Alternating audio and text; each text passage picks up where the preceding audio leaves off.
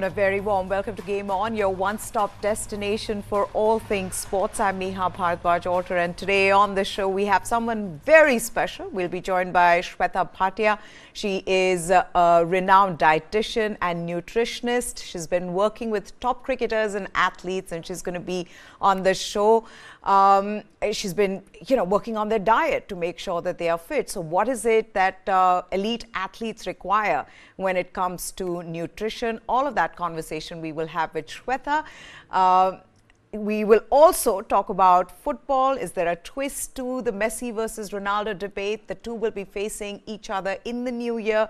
Details will be on the show, and shocking scenes in Turkey where a referee, he's punched in the face by a football club's president. But first, let's set up the second T20I for you. India versus South Africa. Yes, after the first match of the series was washed out before the toss, all eyes are again looking upwards as India meets South Africa at St. George's Park this evening for the second T20I.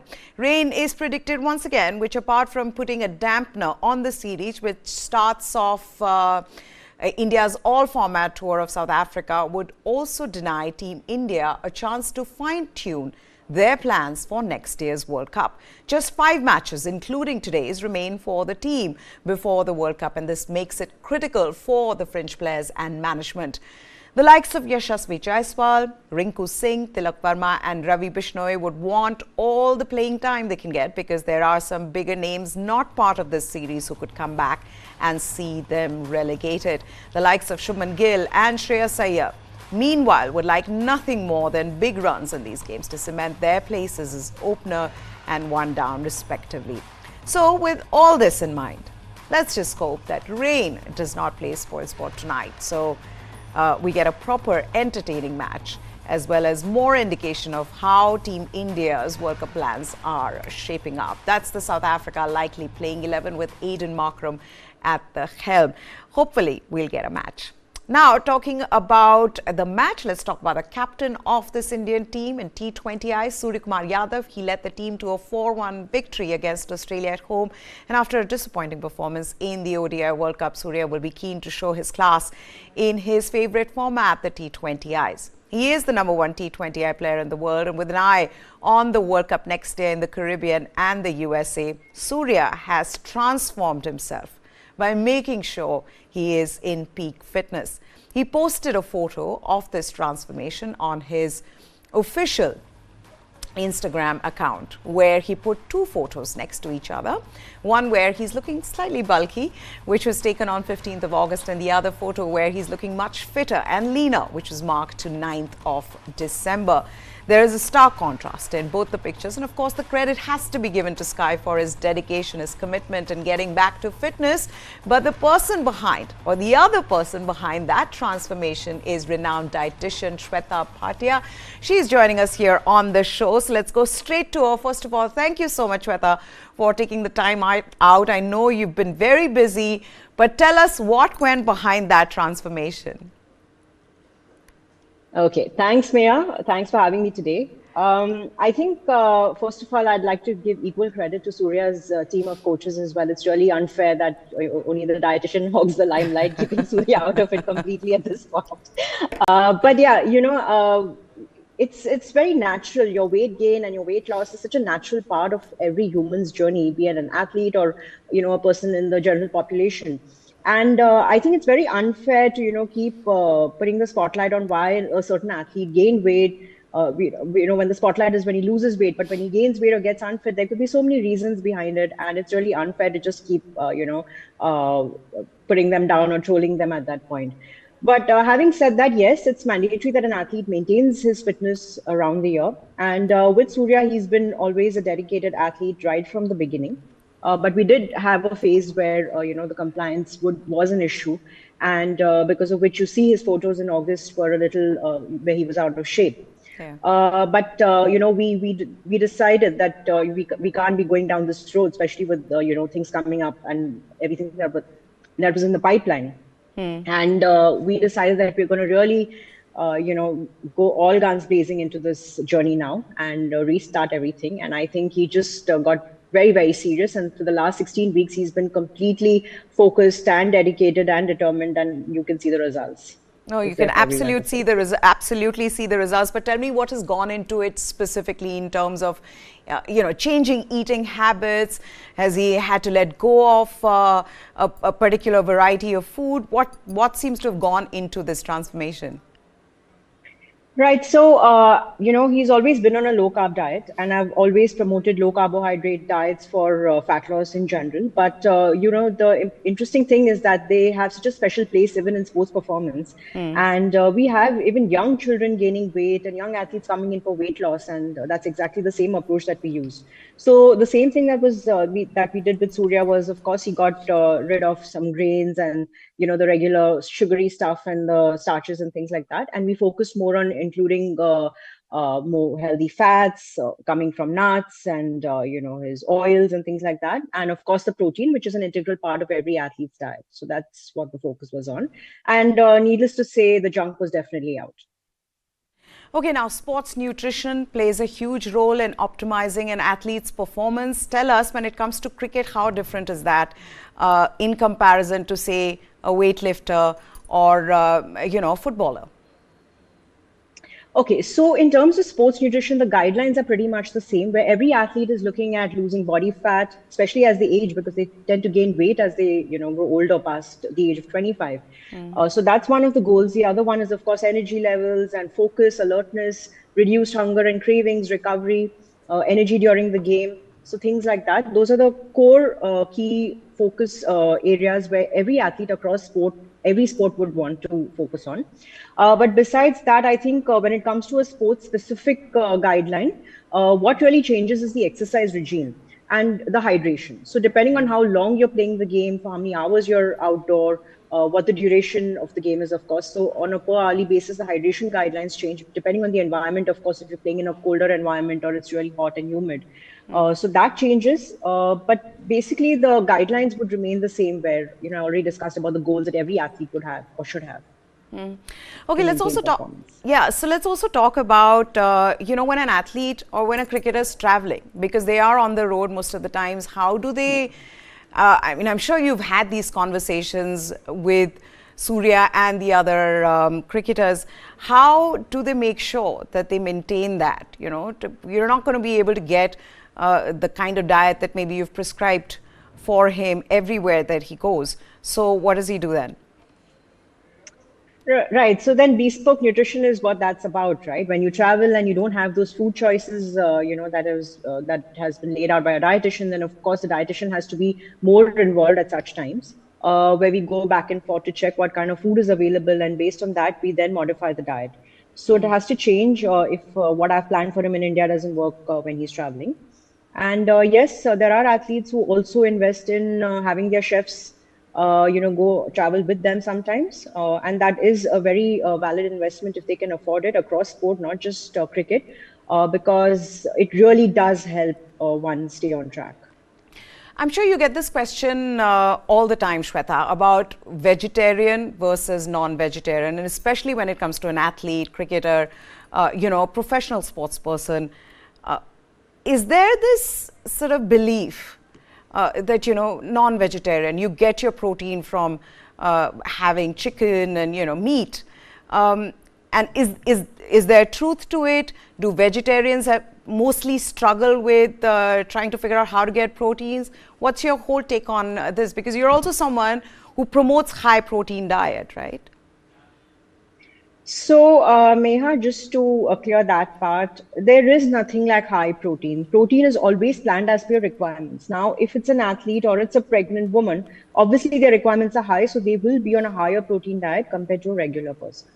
So now, having understood that, coming to the source of protein, I always promote the first-class proteins which come from dairy products and your meat and your eggs and fish, all your non-vegetarian sources. But for a non-meat eater or for a vegetarian, they still have dairy products to count on. They have whey protein to count on. But if it's a vegan athlete, then it does get a little challenging, because to be able to meet all the amino acid requirements from those sources is a little bit of a challenge. And that's where we then add a few supplements to make up the protein profile. Let's also talk about supplements then. Now, what are the supplements that you prescribe to cricketers specifically for, their kind of physical activity, which is very important for them? Right. So again, we start with the basic stack, which is a multivitamin. We do know that we don't get all our sources of minerals and vitamins through our food because it's deficient at source. And therefore, an athlete has a higher requirement. So he can't rely only on food sources to meet up those requirements, right, on a daily basis. So we definitely have a multivitamin. Then we have your omega fish oils. We have calcium, we have vitamin D, we have vitamin B12 based on their blood reports. So that's your basic stack of vitamins. And then there are the sports nutrition supplements that come in during, your hydration protocol, what you take during training, joint health supplements, antioxidants, recovery supplements. So there's a whole list of categories, but what kind of supplements apply to which athlete and what the doses are, and whether it should be kept on a continuous basis in their annual plan or it should be cycled is something that a qualified dietitian would, take a call on. Okay, now the other thing is hydration. A lot of times with athletes, with all of us, we forget to hydrate as much as we should. I'm still confused about this, by the way, and you can clarify it for me as well as for all our viewers. What's the amount of water that one needs to drink in a day? Okay. So again, this whole thing of having to drink 8 to 10 glasses, I don't know from where it came up, but generally for, like a general guideline would be your urine color. So if your urine color is a pale yellow through the day, then you're pretty much hydrated. So what you can do is do a back check of how much water you've had per day and not increase the amount and check your urine color. So if that's matching to a pale yellow, then you're pretty much on track. But if it's getting darker, then you're going into dehydration and you probably have to, up your water intake. So you would know from that. But for an athlete, it's different because they tend to train in hot environments and sometimes they may lose sweat to a point where they can't just look at their urine color from time to time. So we have a set guideline, which we work with them on a very, very specific basis. We do their weight checks pre and post training and then, estimate their sweat rate and then give them the fluid guidelines and their salt guidelines, which is different again for different athletes. Okay, now I've got to ask you this, just so that we can connect with Surya at a more, or with any cricketer at a more human level. I'm sure they have cravings. I'm sure they want to go out for some cheat meal. What is Surya's favorite and how has he been able to, or have you been able to make him get rid of it? So I think he's a very, very diligent athlete and he really doesn't have, those typical cravings and that he has to kind of have a cheat meal regularly that has to be placed in his plan. So that way is pretty good. But yeah, I guess we're all humans and you can have a cheat meal if you've been complying well on your diet, right? So like I always tell my clients that, I always give cheat meals to the ones who don't ask for it. So coming back to Surya, he never asked for it, so he's entitled to one. And I always keep checking with him from time to time whether he wants to take one, and then he decides whether he should or not based on his progress and of course how he feels. But on a general basis, he's not someone who will go all out on junk and things like that and ruin his diet. Oh, he's not that. Yeah, but there is some weakness. Foods, everyone has one weakness. Yes. So I think he has a sweet tooth, for which I think we've made a huge adjustment with the foods that are allowed in his plan. So I've shared a lot of recipes with him, and he's been able to kind of manage with those currently. But even despite that, if he feels like he wants to eat some sugary stuff at some point, which is pretty rare, then he goes and eats what he has to. But that's very, very occasionally done. It's a difficult one though, right? I mean, you are a professional athlete, so you need to make sure that you are at peak fitness. But at the same time, if you're a foodie, what do you do?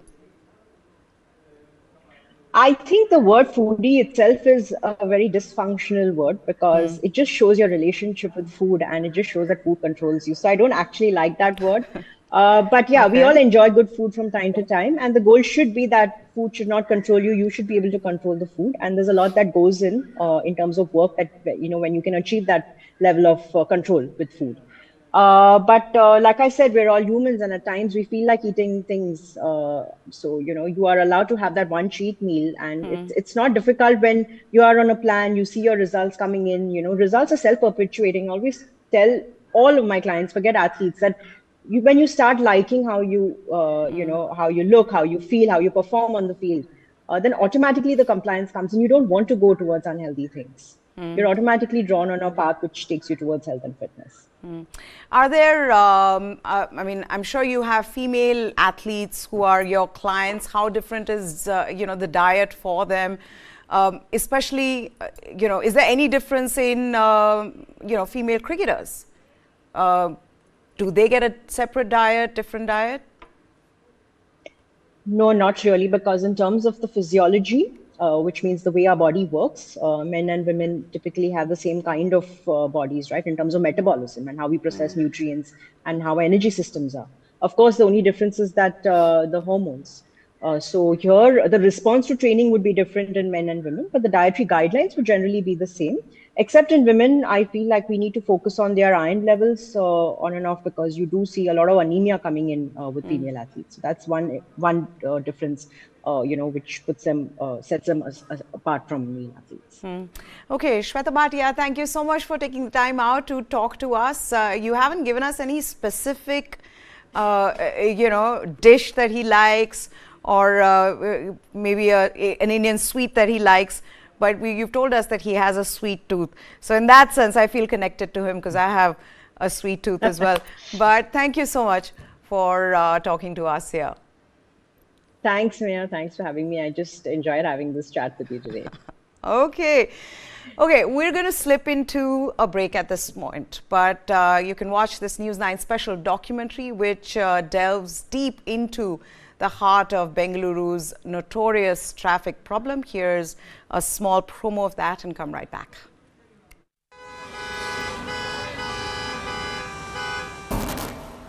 Bangalore traffic is an example of something that has gone wrong with our system. We have more than 50 flyovers in Bengaluru city. If flyover is a solution to traffic problem, Bengaluru should not have traffic problem. According to TomTom Traffic Index 2022, Bangalore is ranked as the second worst city in the world when it comes to traffic. The speed limit at the ORR is 80 kilometers per hour, but our vehicle has only moved 10 kilometers per hour. What Bangalore needs is a surgery, but what we have been offered repeatedly are band-aids.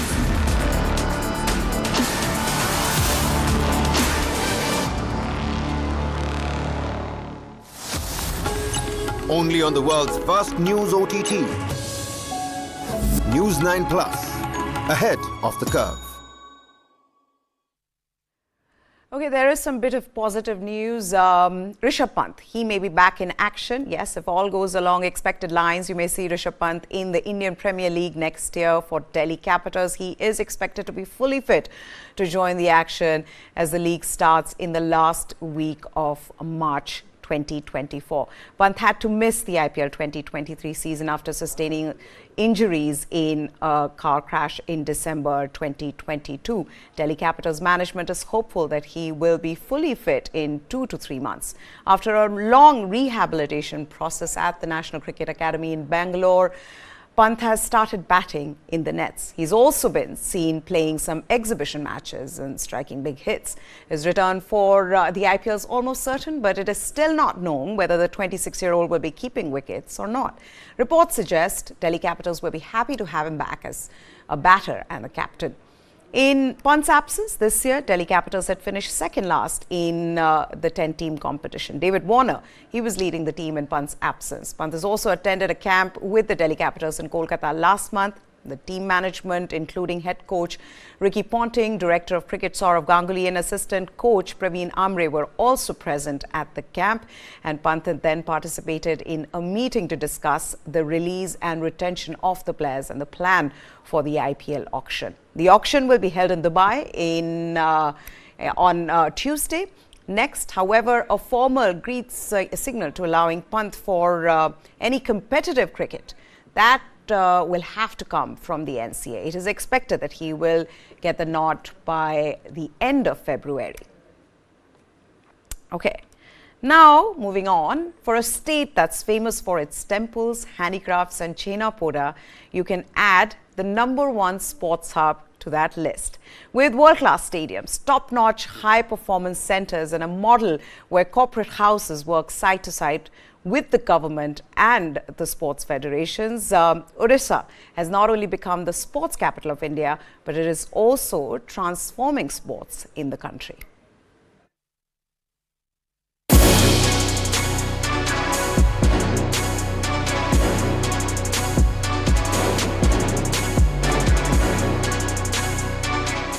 Odisha has played a big role in shaping Indian hockey by sponsoring the men's and women's national senior and junior hockey teams since 2018. But that is not all. Odisha government has created world-class hockey infrastructure in the state and has hosted various international tournaments including multiple World Cups. But now the mission is to go beyond just hockey and help India become the top sporting nation in the world. And the man leading that charge is VK Pandian, a bureaucrat turned politician who's been a close aide of Chief Minister Naveen Patnaik. Bhubaneswar's Kalinga Stadium Sports Complex now boasts South Asia's largest indoor athletics stadium, which features 200-meter track and a seating gallery of 2,000 spectators. It also has areas for pole vault, shot put, long jump, high jump, and weight training center where athletes can come and train through the year without any disturbance. CM's vision that and the freedom he gave to all of us. Plan out, think big, achieve big. In one of his speeches also he told that if the Indian national flag goes up in the Olympic podium, the 120 or 140 crore people will walk 1 inch taller that day. It's an inexplainable feeling one gets out of sports. And our CM wanted that Odisha should contribute in this expression of youth power to the world.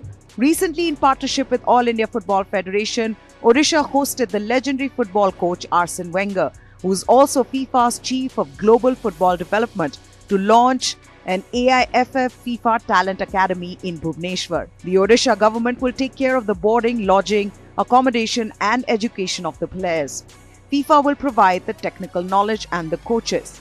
The state has also been smart in involving corporates and tying up with them to establish high-performance centers. I don't think Reliance we have asked to do anything except athletics.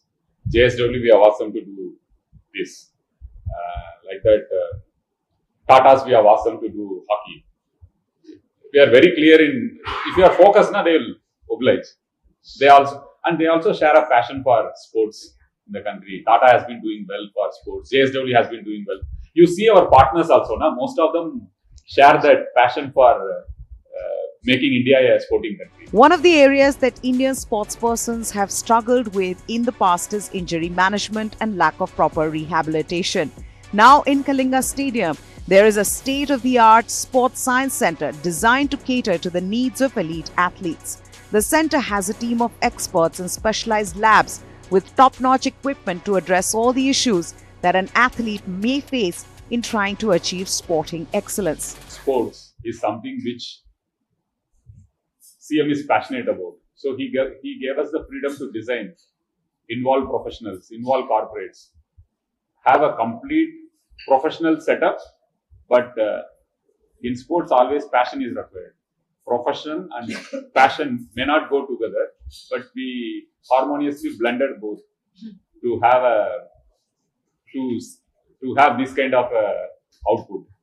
We still have a long way to go, but it is the CM's vision that and the freedom he gave to all of us to plan out, think big. Over the last 4 years, the sports budget has been raised to 1,217 crore rupees, reflecting the commitment of Odisha towards sports development and promotion.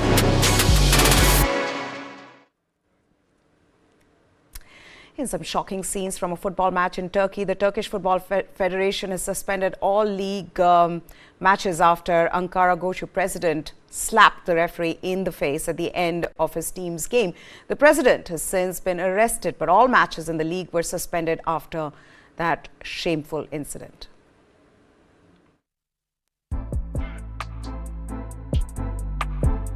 The Turkish Football Federation has suspended all leagues on a night of shame for the nation's soccer after Ankara Gucu's president Faruk Koca punched the referee in the face at the end of their Super League home match against Rizespor. Koca entered the field and hit referee Khalil Umut Meler when the final whistle blew after Rizespor scored a 97th minute equalizer in the 1-1 draw at Yaman Stadium on Monday.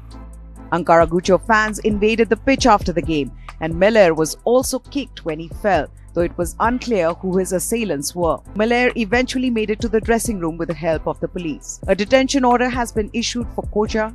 Interior Minister Ali Yerlika said in a post on X, adding that 2 people have already been detained as part of a judicial investigation into the incident.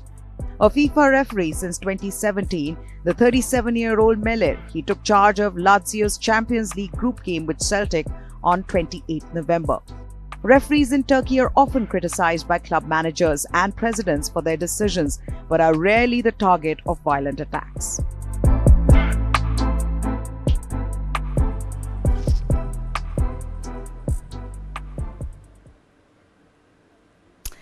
Is there another chapter waiting to be added to the Messi versus Ronaldo rivalry? Well, we believe so. Lionel Messi and Cristiano Ronaldo will face each other on the field for potentially one last time when Inter Miami play Al Nassr in a friendly next year. Watch this story for all the details.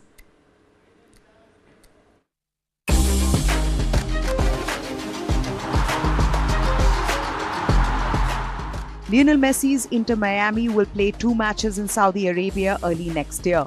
One of the games will be against familiar foe Cristiano Ronaldo and his club Al Nassr, the Major League Soccer team said on Monday.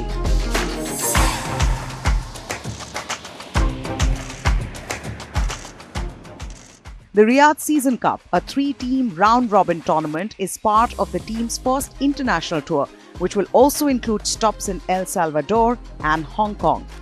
Inter Miami are set to take on Al Hilal at the Kingdom Arena in Riyadh on 29th of January, before facing Al Nassr at the same venue on 1st of February.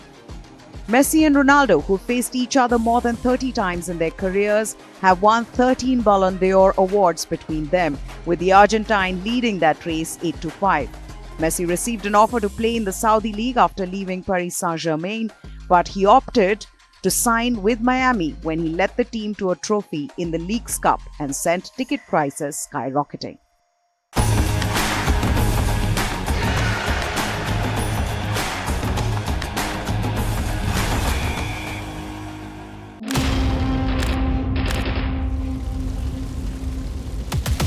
The scale of the attack was something that we were surprised at.